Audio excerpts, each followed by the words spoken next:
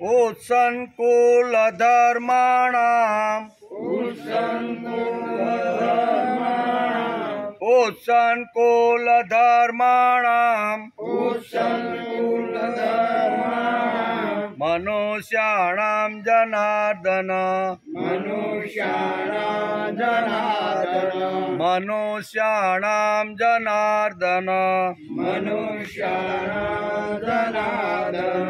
उत्सन्कुलधर्माणां मनुष्याणां जनार्दन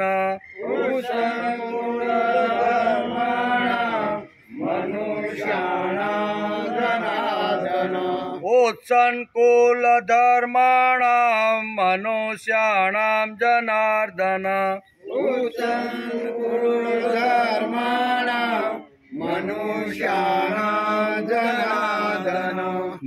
नरके नियतं वासो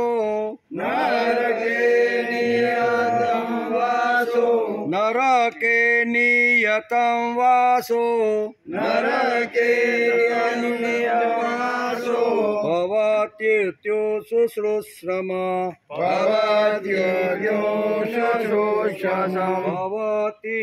भवतीत्यनुशुश्रम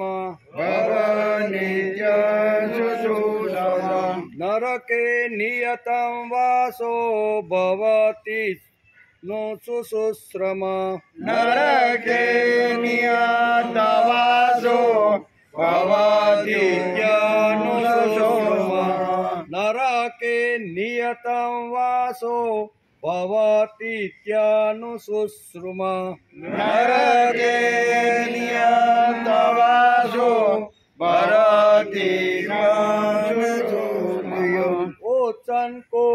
उत्सन्कुलधर्माणां मनुष्याणां जनार्दन नरके नियतं वासो भवतीत्यनुशुश्रुम उत्सन्कुलधर्माणां मनुष्याणां जनार्दन नरके नियतवासो भवतीत्यनुशुश्रुम अहो बत महत्पापम् अहो बत महापापम् अहो बत महत्पापम् अहो बत महापापम् कर्तुं व्यवसिता वयम् कर्तुं व्यवसिता वयम्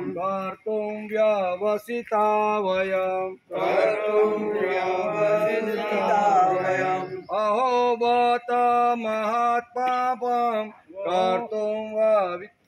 कर्तुं व्यवसिता वयम् अहो बत महापापम् कर्तुं व्यवसिता वयम् अहो बत महत्पापम् कर्तुं व्यवसितो वयम् अहो बत महापापम् कर्तुं व्यवसिता वयम् यद्याजय सुखलोभेन यद्राजय सुखलोभेन यद्राजय सुखलोभेन यद्राजय सुखलोभेन हन्तुं स्वजनमुद्यता हन्तुं स्वजनमुद्यता हन्तुं स्वजनमुद्यता हन्तुं स्वजनमुद्यता यद्राजय सुखलोभेन हन्तुं स्वजनमुद्यता यद्राजय सुखलोभेन हन्तुं स्वजनमुद्यता यद्राजय सुखलोभेन हन्तुं स्वजनमुद्यता यद्राजय सुखलोभेन हन्तुं स्वजनमुद्यता अहो बत महत्पापम् कर्तुं व्यवसिता वयम् यद्राजय सुखलोभेन हन्तुं स्वजनमुद्यता अहो बत महत्पापम् कर्तुं व्यवसिता वयम्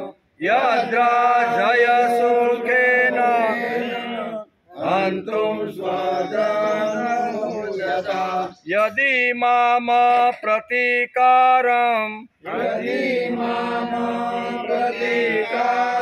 यदि माम प्रतिकारं शस्त्रं शस्त्रार्पणाय शस्त्रं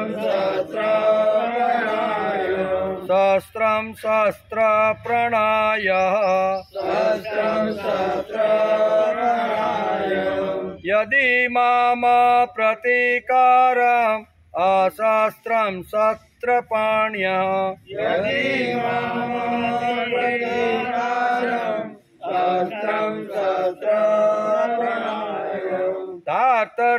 धार्तराष्ट्रारणे हन्त्यु धार्तराष्ट्रारणे हन्त्यु तन्मे क्षेमतरं भवेत् तन्मे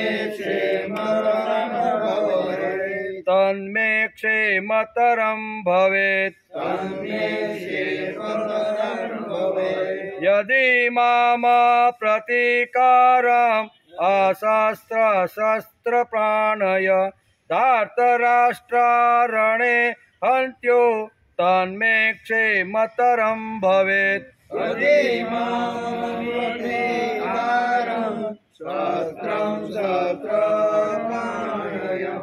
धार्तराष्ट्रारणे हन्त्यो तन्मे क्षेमतरं भवेत्। 44 થી 46 સાથે उत्सङ्कुलधर्माणां मनुष्याणां जनार्दन नरके नियतं वासो भवतीत्युश्रुम अहो बत महत्पापं कर्तुं व्यवसितोबेन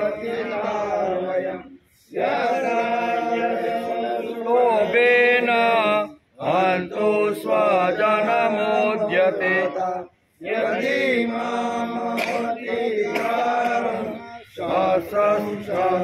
शस्त्रपाणय धार्तराष्ट्रारणे हन्त्यो तन्मे क्षेमतरं भवेत्। हरिः ओम्। वेरी वसुतां देवां कंसचाणूरमर्दनं देवकी परमानन्दं कृष्णं वन्दे जगद्गुरु गुरुर्ब्रह्मा गुरुर्विष्णु गुरुर्देवो महेश्वर गुरुर्साक्षात् परब्रह्म तस्मै श्री गुरुवे नमः। नारायणं नमस्तुभ्यं नरं चैव नरोत्तमं देवी सरस्वती व्यासं ततो जयमुदीरयेत् ततो जयमुदीरयेत्।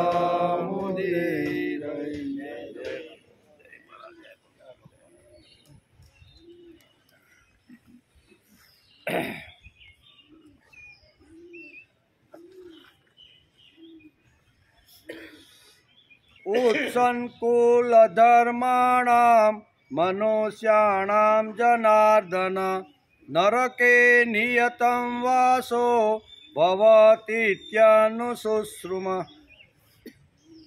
उत्सङ्कुल धर्माणां नरके नियतम એટલે કે હે જનાર્દન ઉત્સન્કુલ એટલે તેમના કુળ ધર્મો ધર્માણામ એટલે નષ્ટ થઈ ગયા હોય એવા મનુષ્યાણામ એટલે મનુષ્યનો અનિયતમ એટલે ઘણા કાળથી નરકે એટલે નરકમાં વાસ એટલે વસવાટ કરવો ભવતી એટલે થાય છે ઇતિ એટલે એવું અનુશુશ્રુમાં અમે સાંભળતા આવ્યા છીએ। અર્જુન ભગવાનને કહે છે કે ભગવાન અમે એવું સાંભળતા આવ્યા છીએ કે આવી રીતનો જેમના કુળ ધર્મો નાશ થઈ ગયા છે ને એ બધા નરકની અંદર લાંબા સમય સુધી યાતનાઓ ભોગવે છે એવું અમે સાંભળતા આવ્યા છે. કોણ કે છે? અર્જુન હવે સટકવા માંગે છે. હું તમને કઈ ઉપદેશ આપતો નથી, પણ અમે આવું સાંભળ્યું છે. શું કે છે? એમ કરી અને અર્જુન થોડોક સટકવા માંગે. આ 44મા શ્લોકની અંદર અત્યાર સુધી જે દલીલો કરી 31ના શ્લોકથી, એમાં અત્યારે આ શ્લોકમાં સટકવા માંગે છે કે ભાઈ મેં તમને જે કીધું ને એ તો અમે સાંભળેલું છે આગળના, અને સાંભળેલી વાત જ તમને કરી. આ શ્લોકનો આજે આપણે વિચાર કરવાનો છે. હે જનાર્દન, જેમના કુળધર્મો નષ્ટ થઈ ગયા હોય એવા મનુષ્યોનો લાંબા કાળ સુધી નરકમાં વાસ થાય છે એવું અમે સાંભળતા આવ્યા છીએ. આખું ગુજરાતી એનું આ પ્રમાણે. આજે આપણે શ્રીમદ ભગવદ્ ગીતાની શરૂઆત કરી, એનો 49મો દિવસ છે આજ, બરાબર ને? શુક્રવારે આપણે જ્યારે મળ્યા ત્યારે પ્રથમ અધ્યાયના 43મા શ્લોકને આપણે નમસ્કાર કર્યા. આજે આપણે 44મો શ્લોકનો વિચાર કરવાનો છે. 43મા શ્લોકમાં દોષે રેતે કુલજ્ઞાન, આમ કરીને અર્જુન 3 પ્રકારની દલીલો ભગવાનની સામે કરે છે. કુળ ધર્મ, સનાતન ધર્મ અને સ્વધર્મ. યુદ્ધ થાય તો આ બધા ધર્મો ખલાસ થઈ જાય. આવી દલીલ આપણે શુક્રવારે 43મા શ્લોકની અંદર જોતા હતા. આજે આપણે 44મો શ્લોક, અને એ 44ના શ્લોકની અંદર આ નરકની અંદર લાંબો સમય સુધી જે યુદ્ધ કરી અને મૃત્યુ પામે છે અને વર્ણશંકર પ્રજા થાય, એ બધા લાંબા સમય સુધી નરકની અંદર યાતનાઓ ભોગવે છે. આ વાત આજે આપણે એનો વિચાર કરવાનો છે. શ્રીમદ ભગવદ્ ગીતાનો અભ્યાસ કરી વિવેક બુદ્ધિથી આપણે નક્કી કરવું જોઈએ કે મારે શું કરવાનું. શ્રીમદ ભગવદ્ ગીતા સાંભળ્યા પછી, શાસ્ત્રોનો અભ્યાસ કર્યા પછી માણસે થોડોક વિચાર કરવો જોઈએ કે હવે મારે શું કરવાનું. તો કે હવે મારે જે જવાનું છે એની મારે તૈયારી કરવાની છે. અત્યાર સુધી તો આપણે કુટુંબ, પરિવાર, ધંધા, નોકરી માટે જીવા, બરાબર, ખેતીવાડીમાં જે કાંઈ નાના મોટા કામ હતા એ કરીને આપણે, પણ હવે શું કરવાનું 60 વર્ષ પછી, એનો વિચાર માણસે કરી લેવો જોઈએ. એમ કે નરક કેમ નિર્માણ થાય છે? માણસ સુખ લોભમાં પડે તેમાં સુખ હોતું નથી, ખાલી આભાસ જ હોય છે. અર્જુનને યુદ્ધ નથી કરવું તેના સંદર્ભમાં 31થી 44 શ્લોક સુધી ભલભલા હલી જાય એવી રીતની દલીલો ભગવાનની સામે કરેલી છે. 31થી અત્યારે 44મા શ્લોકની અંદર હજી એની દલીલ તો બધી ચાલુ જ છે. એમ કે અર્જુનને યુદ્ધ નથી કરવું. એમ અર્જુન ડાયો છે, તેથી જ 2 ધર્મોની વચ્ચે ગૂંચવાઈ ગયો. આ જે અધર્મ અને ધર્મનું યુદ્ધ હોત તો અર્જુન તો ઘણો બધો અભ્યાસ એને શાસ્ત્રનો કરેલો છે, એટલે ધર્મ અને અધર્મ શું એ સમજે છે. પણ અહીંયા 2 ધર્મો વચ્ચેનું યુદ્ધ છે. આપણે ઘણીવાર કહીએ ને કે આપણો યુવાન દીકરો પરણીને આવે ને ત્યારે એને 2 ધર્મ હોય. એક માતૃવાત્સલ્ય, કે જે માતાએ મને મોટો કર્યો એના પ્રત્યેનો એનો માતૃદેવો ભવન હોય છે, અને જેને પરણીને લાવ્યો, જેણે બધું છોડીને મારી અંદર સમર્પિત થઈ ગઈ છે, એ પત્ની ધર્મ પણ હોય છે. એટલે પત્ની ધર્મ અને માતૃધર્મ, એ 2 જણાની વચ્ચે ઘણીવાર માણસ સેન્ડવિચ જેવો થઈ જાય. કોનું માનવું? પતિ જો પત્નીનું માનવા લાગે તો માં કહે છે કે શું કહેવાય? હા, અને માનું જો માનવા માંડે તો કે માવડિયો થઈ ગયો છે. એટલે એને સમજવાનું શું? તો એની વચ્ચેનો માર્ગ શ્રીમદ ભગવદ્ ગીતા આપને સમજાવે છે. બધા જો કુટુંબમાં સાથે બેસીને એક ટાઈમ જમતા હોય અથવા એક ટાઈમ સાથે બેસીને 15-20 મિનિટ ભગવાનની પાસે પ્રાર્થના કરતા હોય ને તો આવી સમસ્યા આવે ને. આવેલી દીકરી, એ આવેલી જે વહુ છે એ મારી દીકરી છે, અને માં એવું સમજે કે આ મારી દીકરી આવી છે, અને લગ્ન કરીને આવેલી જે પુત્રવધુ હોય છે, બરાબર ને, એ આ મારી બા છે, હાહુ નથી. આવું જો બંને સમજવા લાગે તો મોટા ભાગના પ્રોબ્લેમો ઘરમાંથી હલ થઈ જાય. આવેલી દીકરી જેમ મારી વહુ બનીને આવી છે પણ અત્યારે વહુ નથી, મારી દીકરી છે, આટલું સાસુ જો સમજદાર થઈ જાય, અને સાસુની સમજદારી એટલી થઈ જાય, આવેલી દીકરી મારી દીકરી એમ સમજે કે મારી હાહુ નથી પણ મારી માં છે. આ 2 વાત, એટલે કે આ 2 યુદ્ધ, એટલે કે 2 સામે સામા પક્ષ છે, 2 ધર્મો છે. એક ધર્મો એને જેણે મને નાનાનો મોટો કર્યો, જેણે મને વિદ્યા શીખવાડી, એ અહીંયા બધો એનો એ ધર્મ અત્યારે આવે છે, બરાબર ને. અને અહીંયા ક્ષત્રિય ધર્મ તરીકે મારે લડવું જોઈએ. એક ધર્મ અહીંયા આવે છે, ક્ષત્રિય ધર્મનું પાલન કરું કે પછી પિતા અને ગુરુના ધર્મનું પાલન કરવું. બે પાલન કરવા જેવા છે, બેને ડિલીટ કરવા જેવા નથી. એટલે અર્જુન જો ફસાયો હોય ને તો એ આ કારણે ફસાણો છે, બરોબર. જેને નાના મોટા કર્યા, જેને પરણાવ્યા, જેને સંસ્કાર આપવાનો પ્રયત્ન કર્યો, એ જ મારી સામે લડવા માટે ઉભા રહ્યા છે અને એને જ મારે મારવાના. એક પ્રશ્ન આ છે. અને હું ક્ષત્રિય તરીકે યુદ્ધની અંદર આજે હું આવ્યો છું, તો ક્ષત્રિયનો ધર્મ હંમેશા લડવાનો હોય છે. એટલે ક્ષત્રિય ધર્મ અને પુત્ર ધર્મ, આ બે ધર્મ અર્જુનની સામે આવીને ઊભા રહ્યા છે. તેથી થોડો ગૂંચવાયો છે, બરોબર. તેથી બહુ ગૂંચવાનું કે હવે ભગવાન આમાં શું કરવું. બે ધર્મો પાળવા જેવા છે. એક ધર્મ લડવા જેવો છે ક્ષત્રિય તરીકે, અને એક સેવા કરવા જેવો, પૂજા કરવા જેવો, નમસ્કાર કરવા જેવો, જેના પગનું તીર્થ લઈને પવિત્ર કરવા જેવા દ્રોણાચાર્ય અને પિતામહ ભીષ્મ મારી સામે આવીને ઊભા. એટલે આ બે ધર્મ જ્યારે કોઈ પણ માણસને આવા થાય ને ત્યારે એ અટવાય. ધર્મ અને અધર્મ બેમાંથી જો નક્કી કરવાનું હોય તો સજ્જન માણસ સીધો ધર્મ જ કે ભાઈ આપણે ધર્મના પક્ષમાં રહેવું છે, અધર્મ આપણે જોતો. અધર્મ ને ધર્મ હોય તો આવું કરી શકાય એમ, પણ બે જ ધર્મ હોય ભેગા તો શું કરવા. કયા ધર્મને પ્રથમ સ્થાન આપવું. એટલે વેદવ્યાસ લખે છે કે બંને ધર્મોની વચ્ચે અત્યારે અર્જુન અટવાઈ ગયો છે. તેથી કોઈ પણ હિસાબે યુદ્ધ ટાળી અને મારે યુદ્ધ નથી કરવી, એ અવારનવાર અનેક શ્લોકમાં વાત કરે છે. અર્જુન ડાયો છે, તેથી જ બે ધર્મોની વચ્ચે ગૂંચવાઈ ગયો છે. બંને ધર્મો એને સારા લાગે છે. એક ધર્મ છે પિતામહ અને દ્રોણનો ધર્મ, એને પગે લાગવું ગમે છે. પુત્ર અને શિષ્યનો ધર્મ છે, અને લડવું એ એનો ક્ષત્રિય ધર્મ છે. આ બંને ધર્મ અત્યારે અર્જુનની સામે આવીને ઊભા છે. હવે શું કરવાનું. એક તરફ પુત્ર ધર્મ અને બીજી તરફ શાસ્ત્ર ધર્મ છે. બંને વચ્ચે અર્જુન ગૂંચવાઈ ગયો છે. એટલે કે લાઇન ઓફ થિંકિંગ પોતાને અનુકૂળ હોય તેવી દલીલો કરવા લાગ્યું. નથી યુદ્ધ કરવું એને માટે કઈ કઈ દલીલ કરી શકાય, એ બધું અત્યારે લાઇન બંધ એને દલીલો અત્યારે ચાલુ છે. હે જનાદર, જેમના કુલ ધર્મો નષ્ટ થઈ ગયા હોય એવા મનુષ્યનો ઘણા કાળ સુધી નરકમાં વાસ થાય છે, એવું અમે સાંભળ્યું છે. તેથી ભગવાન મારે શું કરું, હું તો અટવાઈ ગયો છું હવે, બરોબર ને. તો મને કોઈ માર્ગદર્શન આપો. બીજા અધ્યાયથી માર્ગદર્શન આપવાનું ભગવાન શરૂ કરવાના છે, પણ હજી થોડાક શ્લોકો બાકી છે. અર્જુન કહે છે શાસ્ત્રો આવું કહે છે, પોતાના પર લેતો નથી. શું કહે છે? શાસ્ત્ર આવું કહે છે, એ પોતાના ઉપર લેતો નથી. એટલે કે વિદ્વાનો આવું કહે છે એવું અર્જુન કહે છે કે શાસ્ત્ર આવું કહે છે. વિદ્વાનું મેં જે કાંઈ મહાપુરુષો પાસેથી સાંભળ્યું ને, એ લોકો પણ આવું કહે છે કે વર્ણશંકર પ્રજા એકવાર સમાજમાં ઊભી થાય તો કોઈ પ્રકારનો કર્મકાંડ કરી શકતા નથી, શ્રાદ્ધ સરાવી શકતા નથી, તર્પણ કરાવી શકતા, કે નવું આવું પિંડ અર્પણ કરી શકતા. આ જો શાસ્ત્રોક્ત પદ્ધતિથી ન કરવામાં આવે તો જે જીવ અહીંથી મૃત્યુ પામીને ગયો છે એને નરકમાં કોઈ દી આ બધું મળે નહીં. એક તો નરકમાં બેઠા છે, બરોબર, અને અહીંયા શ્રાદ્ધ સરાવે તો એને પહોંચતું નથી. શા માટે? તો કે જેના કુલ ધર્મો, સ્વધર્મો અને સનાતન ધર્મ ખલાસ થઈ ગયા છે, આવા લોકોને પાછળથી ગમે તેટલું કરે તો પણ એને પહોંચતું નથી. તો મારે ભગવાન શું કરવાનું? આમ કરી એને પાછલી બેઠો ઘણી બધી દલીલો કરે છે.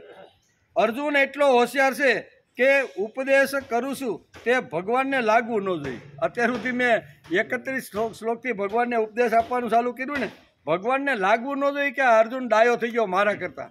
કૃષ્ણ એવું વિચારે છે, કૃષ્ણ કે આ કયુંનો આવી રીતની ઘણી બધી દલીલો કરે છે, એવું એને ન લાગવું જોઈએ. તેથી આ શ્લોકની અંદર કહે છે કે મેં આવું શાસ્ત્રમાં વાંચ્યું છે, મહાપુરુષોની પાસેથી મેં સાંભળ્યું છે કે અમે આવી રીતનું બધું સાંભળતા આવ્યા છીએ કે જે લોકો આવી રીતના કુળ ધર્મ, સનાતન ધર્મ અને સ્વધર્મ નષ્ટ થઈ જાય છે, એવું એ બધાનો વાસ નરકમાં થાય છે. આવું મેં સાંભળ્યું છે, હું તમને કહેતો નથી પણ મેં સાંભળ્યું છે.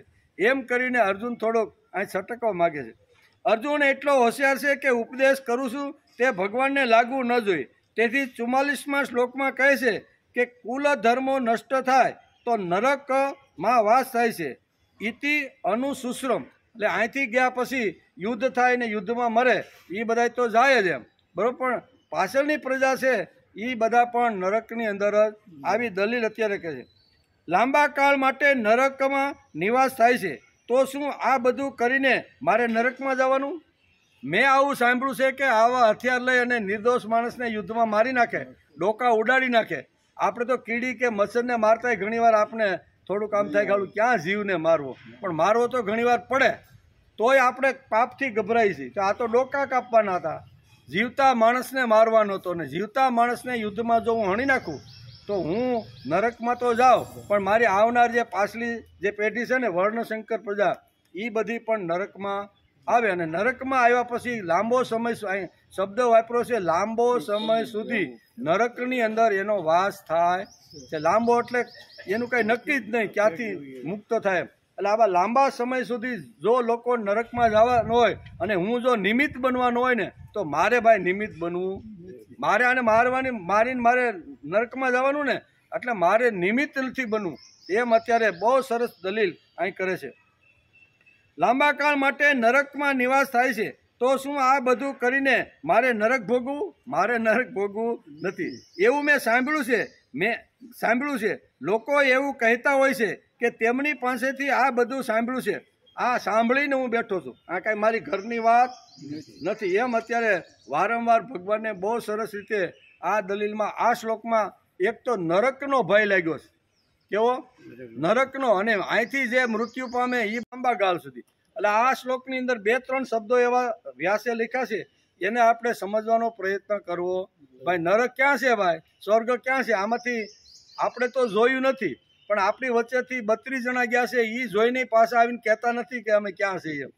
એ કોઈક અનુભવી આવીને કે તો ખબર પડે. એટલે આપણે તો બધું અનુમાન માનવાનું. મર્યા પછી આવું મળે, સારું કર્યું હોય તો સ્વર્ગ મળે, આ આપણું અનુમાન છે. કેવું? ચોક્કસ આપણે ખબર નથી ને. કોઈ અત્યાર સુધીમાં લગભગ બ્રહ્માંડમાં જેટલા મનુષ્ય જન્મા એ કોઈ કીધું નથી કે અમે સ્વર્ગમાં કે નરકમાં જઈને. આ બધું આપણે અનુમાન કરી છે. સારા કામ કરી તો સ્વર્ગ મળે અને નરસા કામ કરી તો નરક મળે, એવું આપણે બધા માનીને બેઠા છીએ. તેથી મોટા ભાગે ઘણા અહીંયા સાત્વિક લોકો બનવાનો પ્રયત્ન એટલા માટે કરે છે કે અમારે સ્વર્ગમાં જવું છે, અમારે નરક જોતવું નથી. અર્જુનનો પણ આ જ પ્રશ્ન છે કે ભગવાન, હું સ્વર્ગમાં જવા માટે જન્મો છું અને તમે આના ડોકા મારી હાથે ઉડાડીને તમે મને નરકમાં મોકલવાના છો. આ પ્રશ્ન 44મા શ્લોકની અંદર અર્જુન ભગવાનની સામે ધરે છે. શું કરું બોલો લ્યો? બરોબર, એનો આપણે વિચાર કરવાનો છે. ઉત્સન કુલ ધર્માણા, સંસ્કૃતમાં લખ્યું છે આ શ્લોકમાં, ઉત્સન કુલ ધર્માણા અનુશુશ્રમ. એનો અર્થ થાય છે ભગવાને મનુષ્યને વિવેક આપ્યો. આ શ્લોકનો ભાષાંતર જો આપણે કરીએ તો ભગવાને મનુષ્યને વિવેક આપ્યો છે, નવું કર્મ કરવાનો અધિકાર આપ્યો છે. પશુ પક્ષીની અંદર એ અધિકાર એને નથી. એને તો જ્યાં દોરી જાઓ, જેટલું ખવડાવો, જેટલું પીવડાવો એટલું બધું પીવે. સ્વતંત્રતા એની અંદર નથી. માણસને ભગવાને મન અને બુદ્ધિ અને સ્વતંત્રતા આપી દીધી કે ભાઈ તું ક્લબમાં જઈને દારૂ પણ પી શકે છે અને કોઈ વડલા હેઠે જઈને સારી વાત પણ સાંભળી શકે છે. એ તારા હાથની વાત છે. ઘરમાંથી પાઘડી પહેરીને માણસ હાથમાં લાકડી લઈને જાય, એની સામે 2 ઓપ્શન હોય. ક્યાં જવાનું? પીવાનું મળે છે, તાજા માજા થવાનું છે તો ત્યાં જવાનું. અને એમ થાય કે ના હવે આ રસ્તે નહીં, મારે આ રસ્તે. તો અહીંયા માણસને ભગવાને મન બુદ્ધિ આપી અને અહીંયા વિચારતા કરી દીધા. સારું કરવું, નરસું કરવું એ આપણે પ્રામાણિક પ્રયત્ન કરીને કરવું જોઈએ. એટલે અહીં કહે છે, અહીંયા ભગવાનને મનુષ્યને એક વિવેક આપ્યો છે, નવું કર્મ કરવાનો અધિકાર આપ્યો. ગમે નવું કર્મ આપણે જો કરવાનું હોય ને, તે અધિકાર કોને આપ્યો? મનુષ્યને.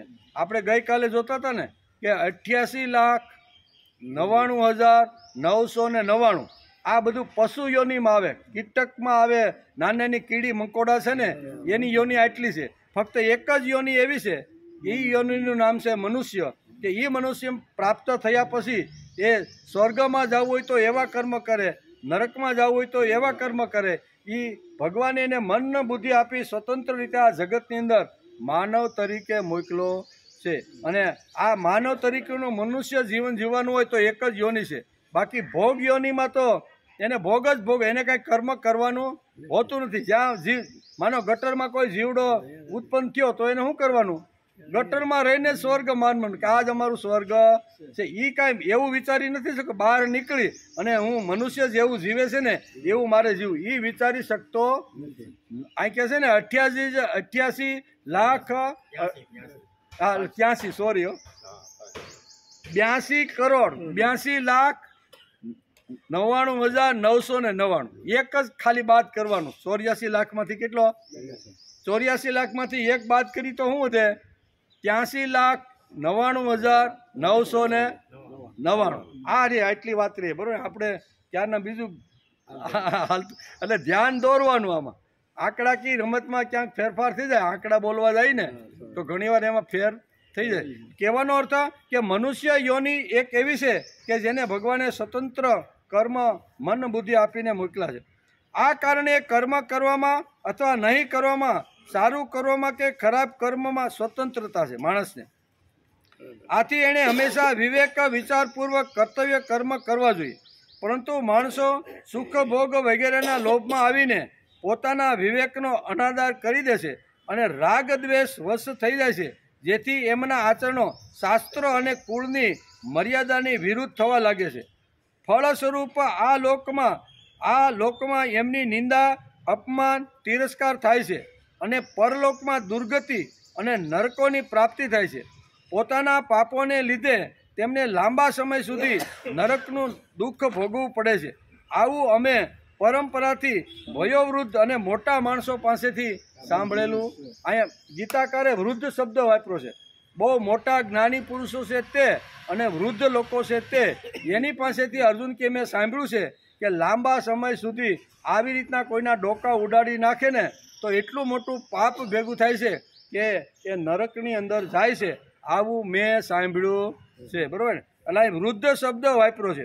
વૃદ્ધ ગુરુજનો અને મોટા માણસો પાસેથી ગમે તેની પાસેથી નથી સાંભળ્યું. જે મારા કરતાં મોટા છે, જ્ઞાની છે, વિદ્વાન છે, જે સમસ્ત શાસ્ત્રોનો ઊંડો અભ્યાસ કરેલો છે ને એવા ગુરુજનો અને વૃદ્ધ માણસો પાસેથી આ વાત મેં સાંભળી છે. એમ કરી અને અર્જુન અહીં સટકવા માગે છે કે અત્યાર સુધી મેં કીધું ને એ મારા ઘરનું હતું ને, આ તો બધું મેં વાંચ્યું હતું ને. હવે આ શ્લોકમાં તો સ્પષ્ટતા કરી જશે કે મેં આવા લોકો પાસેથી સાંભળ્યું, વાંચ્યું, જે કાંઈ આવ્યું ને એ હું ભગવાન તમને કહું છું. એટલે ભગવાનને એમ થાય કે આ છટકી અને બધું જ મારા ઉપર ઢોળવા માગે છે. ભગવાન એના કરતાં હોશિયાર છે, બરોબર ને. એ આગળ આવશે. મનુષ્યાનામ શબ્દ એક વાપરો છે આ શ્લોકની અંદર. આ શ્લોકની અંદર પદ એટલે કે મનુષ્યાનામ પદમાં કુલ ઘાતીઓ અને તેમના કુળ બધા મનુષ્યનો સમાવેશ કરવામાં આવે છે. અર્થાત કુળ ઘાતીઓના પહેલા જેવો થઈ ગયા છે તે, આ કુળ ઘાતી એટલે યુદ્ધ પહેલા જે લોકો થઈ ગયા છે તે, એનું એટલે કે પહેલા થઈ ગયા છે તે પિતૃઓ અત્યારે જે લડાઈની અંદર અહીંયા 18 અક્ષરની સેના આવીને જે ઊભી છે તે, બરોબર. 16 વર્ષથી માંડીને 186 વર્ષના વયોવૃદ્ધ બધા 4-5 પેઢીથી લડવા માટે આવ્યા છે તે, અને એ લડાઈની અંદર બધા મૃત્યુ પામશે અને ફરીથી સંસાર શરૂ કરશે. તો એ આવો કેવો સંસાર થાય? વર્ણશંકર. એટલે વર્ણશંકર એટલે કે જે ગયા છે તે, જવાના છે તે, અનુવ્યા ગયા છે તે, અને પાછળ જે રહેલા મરીને પાછા આવશે ને એ બધા ક્યાં જાય? 3 પેઢી નરકમાં ડૂબી જશે. એમ અર્જુનની દલીલ છે. જો યુદ્ધ હું કરું તો અહીંયા 18 અક્ષરની જે ભેગી સેના થઈ છે ને એ તો ખલાસ થશે જ, બરોબર ને. કારણ કે એના કારણો પણ આપણે આગળ બધા જોયા હતા. અને ત્યાર પછી અહીંયા કહેશે કે જે ગયા છે તે, જવાના છે તે, અને આવનાર પેઢી જે જવાની છે ને એ બધાનો લાંબા કાળ સુધી આવી રીતનો નરકમાં વાસ થશે. એટલે મારે ભગવાન નિમિત્ત બનવું. હું હુકામાં નિમિત્ત બનવું ભાઈ? મારે હુકામ આ બધું કરીને મારે પણ નરકમાં ને મને પણ પાપ લાગે ને? આવું પાપ હું કરવા માગતો નથી. એમ 44મા શ્લોકની અંદર બહુ સ્પષ્ટ રીતે અહીંયા વેદવ્યાસ લખે છે અને અર્જુન આ દલીલમાં આ પ્રમાણે કહે છે. હે જનાર્દન, જેમના કુળ ધર્મો નષ્ટ થઈ ગયા હોય એવા મનુષ્યનો લાંબા કાળ સુધી નરકમાં વાસ થાય છે એવું અમે વૃદ્ધો અને જ્ઞાની પુરુષો પાસેથી અમે આ રોજ સાંભળતા આવ્યા છે. એ વાત મેં તમારી સામે મૂકી. ધ્યેય કે આદર્શ વગરનું જીવન શુષ્ક અને મોડું હોય છે. આવા માનવને શ્રીમદ ભગવદ્ ગીતા ધ્યેયવાદ સમજાવે છે. કયા ધ્યેયથી, કયા હેતુથી તું કર્મ કરશો ને એના ઉપરથી પાપ પુણ્યનો અધિકાર છે. ઘણીવાર આપણે ઘણા દ્રષ્ટાંતો આપી છે કે ઋષિ જંગલની અંદર રહે, નાની એવી કુટિયા બાંધે, ઝૂંપડી બાંધે, અને આવનાર અનેક લોકોને ઘણીવાર આવી રીતનો સારો ઉપદેશ આપતા હોય છે. એમ કરી અને ઘણા વર્ષોથી રહેશે અને એ રસ્તેથી તો ઘણા લોકો ઘણીવાર અવર જવર પણ કરતા હોય છે. જંગલનો રસ્તો, એ ગામમાં કોઈ જવાનું તો જંગલમાં ઘણીવાર પસાર થઈને પછી બીજું ગામ આવતું હોય છે. તો આવા જંગલની અંદર ઋષિ સુંદર મજાનું પોતાનું જીવન, પોતાનું એક ધ્યેય લઈને નક્કી બેઠા છે કે મારે સ્વર્ગ સુધી પહોંચવાનું છે. એના માટે તપ અને ધ્યાન ખૂબ જ અગત્યનું છે. એટલે ઘણીવાર ચિત્ત એકાગ્ર કરે, ધ્યાન ધરી અને પ્રભુ સ્મરણ કરી અને પુણ્યનું ભાથું ભેગું. આવા એક ઋષિ, આવા એક સંત, આવા એક મહાપુરુષ, આવા 4 રસ્તાઓ જ્યાં ભેગા થાય છે ને ત્યાં સરસ મજાની કુટિયા બાંધી અને રહેવા લાગ્યા. એક દિવસ એવી રીતની ઘટના ઘટી, બરોબર. હું કયું બોલું છું કે બોલ્યા પછી ફાયદો થાય છે કે નુકસાન થાય છે એના ઉપર અહીં ધર્મનો આધાર છે. અહીં અર્જુનની દલીલ આ છે, બરોબર ને, કે હું જો લડું અને બધાના માથા કાપું તો નરક જ મળે. ભગવાન કે એ તું, તારો હેતુ શું છે, તારો ધ્યેય શું છે? તો કે આતતાઈ હોય, જેણે ઘર બાળવાનો પ્રયત્ન કર્યો, જેણે ઝેર ખવડાવીને પાંડવોને નષ્ટ કરવાનો પ્રયત્ન કર્યો, જે સુંદર મજાની આવી એક નગરી ઊભી કરી હતી, એ ઝૂકટું રમીને પોતાને લેવાનો પ્રયત્ન, આ બધા કદાચ ગમે તેવા હોય ને આતતાઈ, એને મારવામાં પુણ્ય મળે છે, પાપ થતું. અહીં પાપનું ને નરકની 2 વાત અર્જુન ભગવાનની સામે મૂકે છે.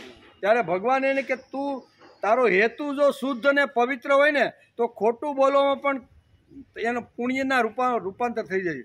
એટલે આ ઋષિ તો આવી રીતના શાંતિથી બેઠા બેઠા ભજન કીર્તન કરે છે. અને એવા સમયે જૂના કાળની વાર્તા, અત્યારની નથી એમ, અને 7-8 ગાડા, અને ગાડાની અંદર જાન જાય. જાનની અંદર ઘણા બધા બહેનો હતા, ઘણા બધા સરસ મજાના ઘરેણાઓ ને બધા હતા. પુરુષોના પણ 2-3 ગાડા હતા. આમ કરી અને એક ગામથી બીજે ગામ જાન જાય છે.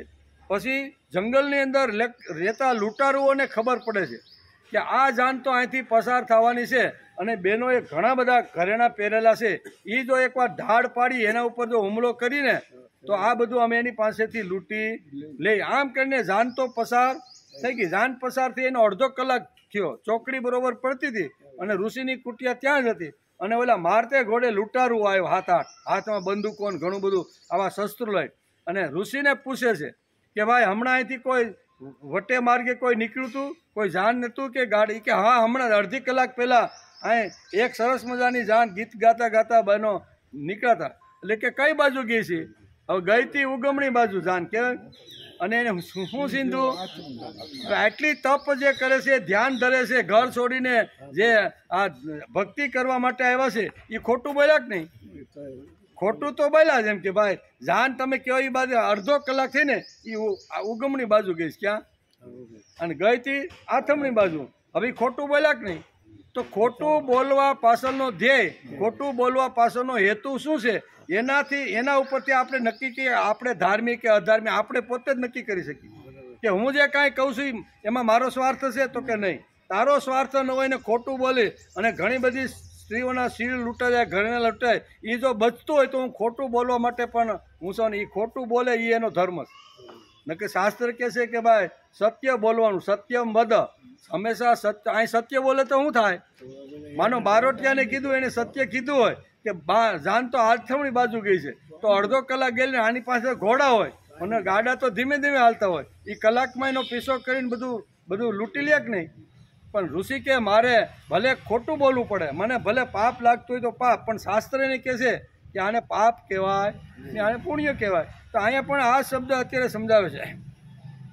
શ્રીમદ ભગવદ્ ગીતા આવા માનવને ગીતા ધ્યેય બંધનથી બાંધે છે. માણસનું ધ્યેય નક્કી હોવું જોઈએ, અને એ ધ્યેય કેવું હોય છે એનું આ વર્ણન કરે. ધ્યેય કે આદર્શ વગરનું જીવન શુષ્ક અને મોડું હોય છે. શ્રીમદ ભગવદ્ ગીતા આપને આ સમજાવશે કે ધ્યેય શૂન્ય જીવન સુકાન વગરના વહાણ જેવું છે.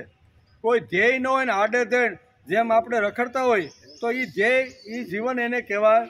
મને ભગવાને માણસ બનાવ્યો, મન આપ્યા, બુદ્ધિ આપ્યા, તો ગમે તેવી રીતે હું શા માટે જીવું ભાઈ?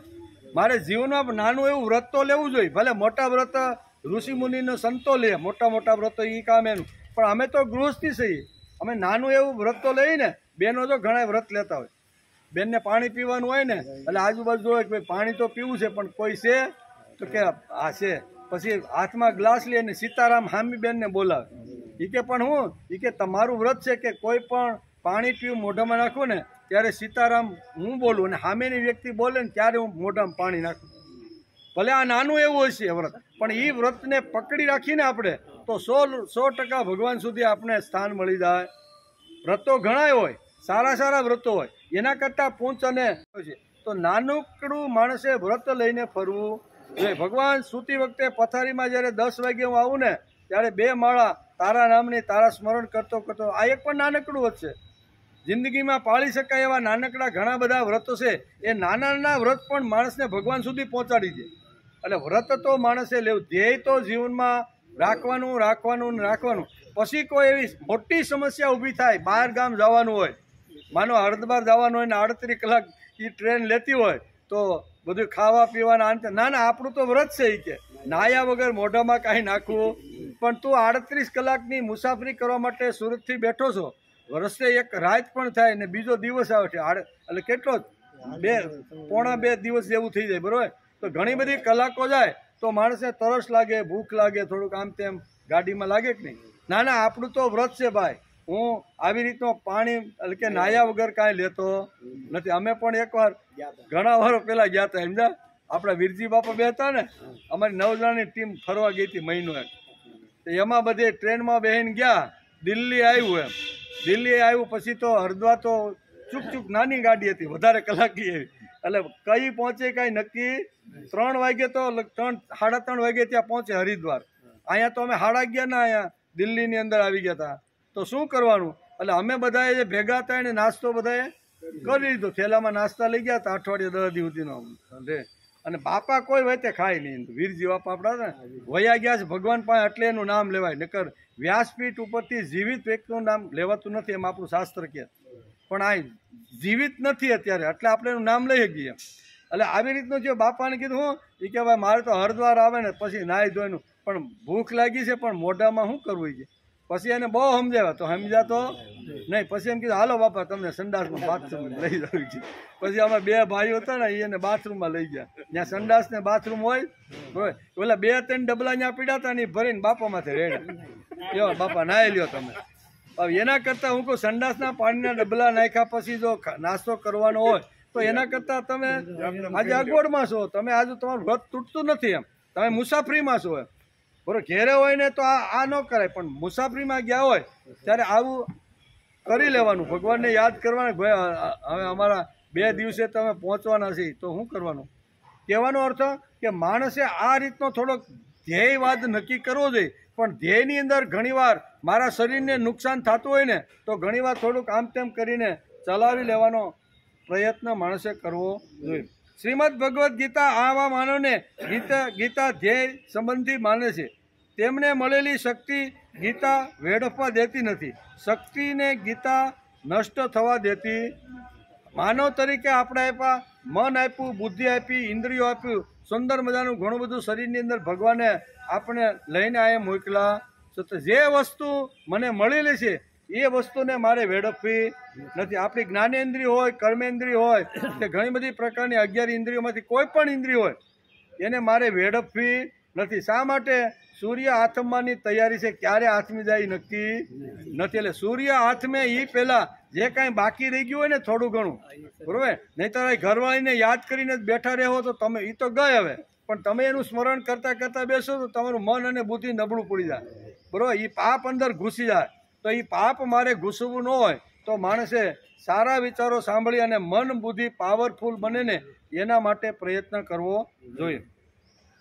એટલે કે વિભિન્ન વર્ણના લોકોને ગીતા, બધા જ વર્ણના લોકોને ગીતા ઉપદેશ આપે છે. આપણે ઘણીવાર જોયું છે ગીતા કેવી છે તો કે દરેક વર્ણ હોય, બ્રાહ્મણ હોય, ક્ષત્રિય હોય, શૂદ્ર હોય કે વૈશ્ય હોય, દરેક માણસને શ્રીમદ ભગવદ્ ગીતાના શરણે એકવાર જાય, એનો અભ્યાસ કરે તો શ્રીમદ ભગવદ્ ગીતા બધાને ઉપદેશ આપે છે. બધાને, ગમે તેવો પાપી હોય, દુરાચારી હોય, સંત હોય, મહાપુરુષ હોય, જ્ઞાની હોય, કર્મયોગી હોય કે ભક્તિ ઉપર ચાલતો ગમે તે માણસ હશે ને, પછી રાજકારણ પણ હશે તો પણ ગીતા માર્ગદર્શન આપે છે.